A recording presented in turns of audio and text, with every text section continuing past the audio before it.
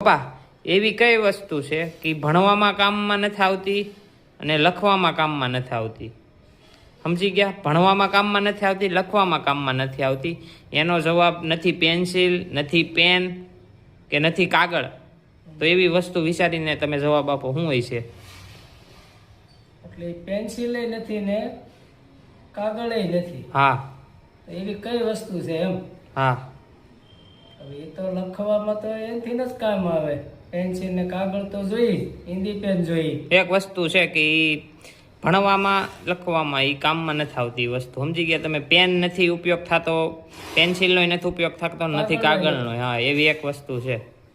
એમાં તો બુદ્ધિનો ઉપયોગ થતો હોય. બુદ્ધિનો? હા, બુદ્ધિ. મમ્મી તને ખબર છે? કોમ્પ્યુટર આવતું હશે. કોમ્પ્યુટર?